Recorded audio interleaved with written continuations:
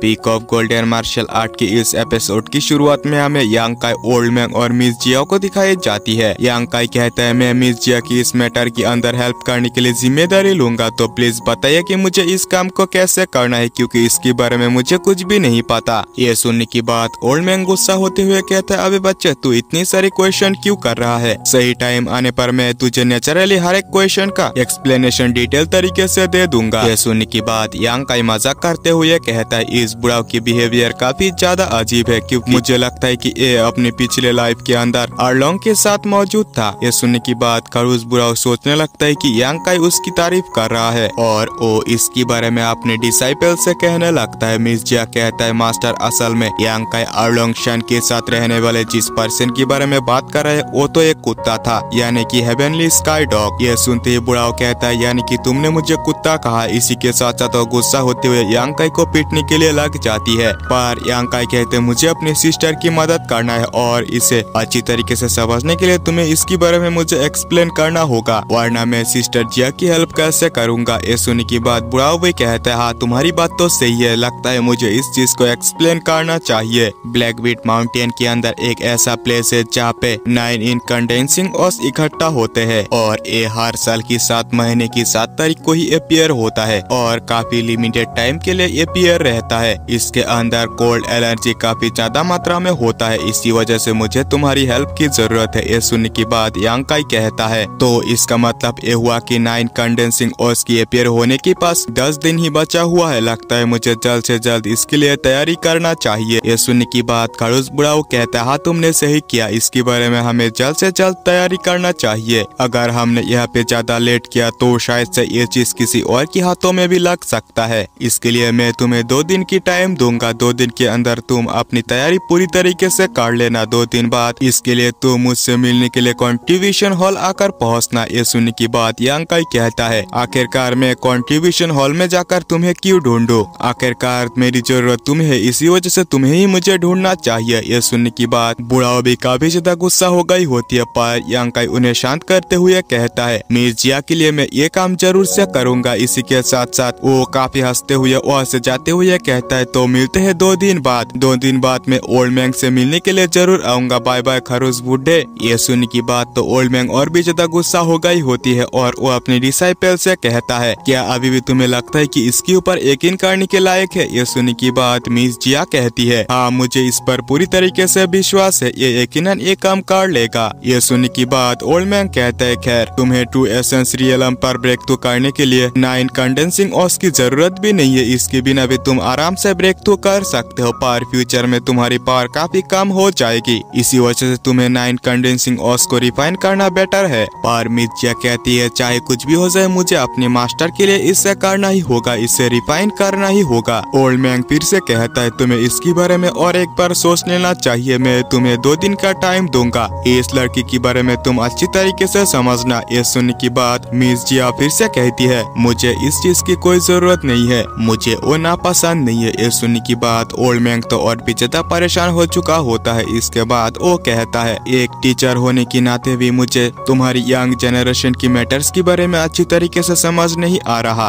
अब यहाँ से सीन शिफ्ट होता है और हमें यांग काई को कल्टीवेशन करते हुए दिखाया जाता है जो कि मिस जिया की द्वारा दिए गए 3 यंग पिल्स को लेते हुए कल्टीवेशन कर रहा था और वो कहता है मिस जिया की इन यंग पिल्स की तो कोई जवाब नहीं, इसके अंदर से ही में काफी ज्यादा मात्रा में यंग एनर्जी मौजूद है। यांग काई 3 पिल्स का इस्तेमाल करते हुए एक ड्रॉप यंग फ्लूइड को गैदर कर लिया होता है, इसके बारे में वो काफी ज्यादा खुश हो जाता है। अब वो कल्टीवेशन करते हुए अपनी स्पिरिचुअल सी के अंदर पहुंच जाता है जहाँ पे उसे कुछ अजीब सा लगता है और वो तुरंत अपनी जितने भी यंग स्पिरिट लिक्विड होता है वो तुरंत स्पिरिचुअल सी के अंदर से बाहर निकाल लेता है जो कि टोटल 40 बूंदे होते हैं और वो सोचता है क्यों ना इन लिक्विड का इस्तेमाल किया जाए और उन लिक्विड्स को तुरंत अपनी स्पिरिचुअल सी के अंदर कंबाइन करने लगता है, जिसकी वजह से वहाँ पे एक एनर्जी गैदर होता है और वो एनर्जी तुरंत ही यांग काई की बॉडी के अंदर जाने लगता है, जिसकी वजह से यांग काई की स्ट्रेंथ पहले से काफी ज्यादा बढ़ चुका था। इसी के साथ साथ वो ब्रेक थ्रू करके ओरिजिन रियलम की 4th लेवल तक भी पहुंच चुका था और वो काफी खुश होते हुए सोचने लगता है पिछली बार मैंने सु यान के द्वारा दी गए कई सारे पिल्स को एक ही बार में एब्जॉर्ब कर लिया था। इसी के साथ साथ इस बार में कल्टीवेशन के दौरान 12 यंग पिल्स को भी एब्जॉर्ब कर लिया, इसकी वजह से मेरी बॉडी के अंदर एनर्जी काफी काफी ज्यादा मात्रा में फ्लो होने लगा था। इस बढ़ी हुई एनर्जी की वजह से मैं इतना जल्द से जल्द ब्रेक थ्रू कर पाया और ओरिजिन रियलम की 4th लेवल पर भी पहुंच गया और वो यहाँ से नेक्स्ट डे ओल्ड मैन के साथ मिलने के लिए पहुंच गया होता है। पर तभी मिर्चिया घर के अंदर से छुपते हुए निकल रही होती है और वो तुरंत ही यांकाई से टकरा जाती है। वहाँ पे यांकाई को देखकर वो भी काफी ज्यादा शॉक हो चुकी होती है। इसके बाद मिस जो यांकाई से कहती है, असल में तुम ओल्ड मैन से नहीं मिल सकते क्योंकि उनकी एक पुरानी बीमारी अब काफी ज्यादा बढ़ चुका है, इसी वजह से वो बेहोश है।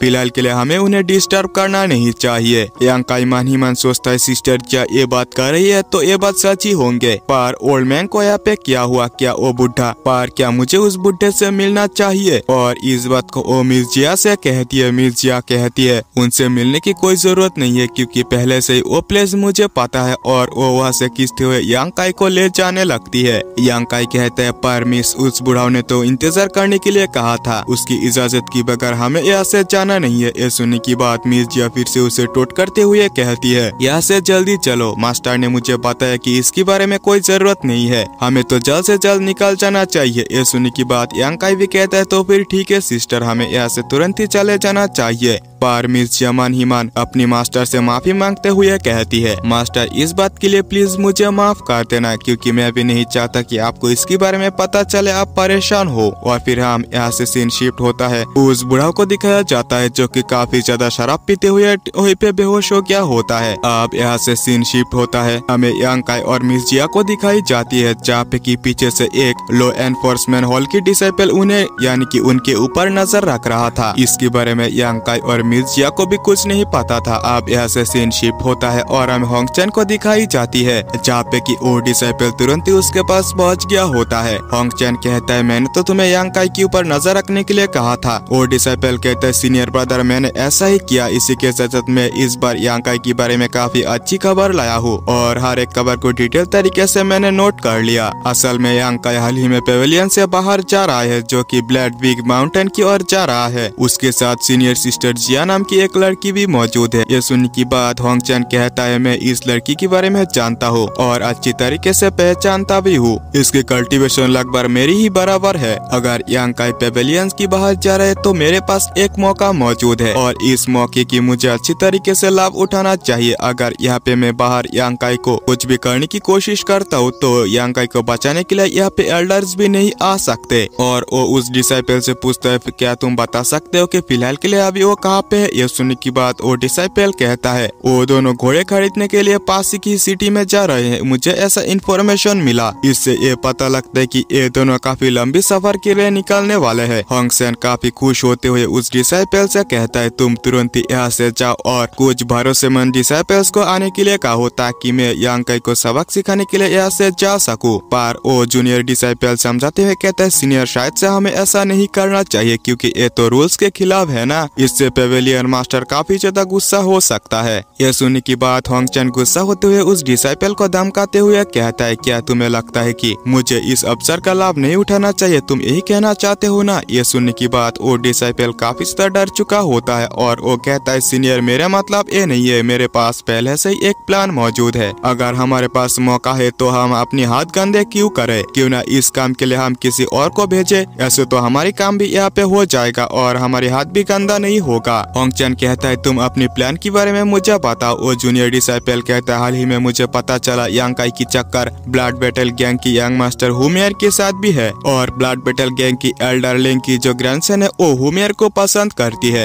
इसके बारे में हम उसे भड़काते हुए यांकाई को किल कर सकते हैं। सीनियर ब्रदर आप इसके बारे में एक बार सोचिए कि हम अगर इसके बारे में लैंग हुई से हेल्प मांगे, इसी के साथ साथ हम ये इन्फॉर्मेशन अगर दे कि यांकाई के साथ एक काफी सुंदर लड़की भी मौजूद है, यकीनन वो यांकाई के ऊपर हमला करने के लिए आएंगे। ये सुनने की बात होंगचन कहते हैं मस्त प्लान है, तुम इस तरीके की आइडिया लाते कहाँ से हो बे? खैर फिलहाल के लिए उस लैंग हुई नाम की डिसाइपल से भी मुझे अच्छी पहचान है, हमारी ये प्लान कामयाब हो सकती है। इसी के साथ साथ बाद तुम तुरंत ही जाओ और इस बारे में लैंग हुई को नोटिस करो। ये मैसेज मिलते ही यकीनन वो हमला करने के लिए आएगा, तब हमारे मिशन भी सक्सेसफुल हो जाएगा। और इसी के साथ साथ ये एपिसोड भी यही पे एंड होता है। और हाँ दोस्तों, आज की जो मेरी एक्सप्लेनेशन वॉइस है वो पहले से थोड़ा डिफरेंट है। अगर आप लोग चाहते हो कि मैं इसी वॉइस में एक्सप्लेन करूँ तो मैं करूंगा, अगर ना तो मैं नहीं करूंगा। तो फिलहाल के लिए आप लोग चैनल को सब्सक्राइब करते हुए वीडियो को एक लाइक जरूर से कर दो। मिलते हैं नेक्स्ट वीडियो में, तब तक के लिए बाय बाय।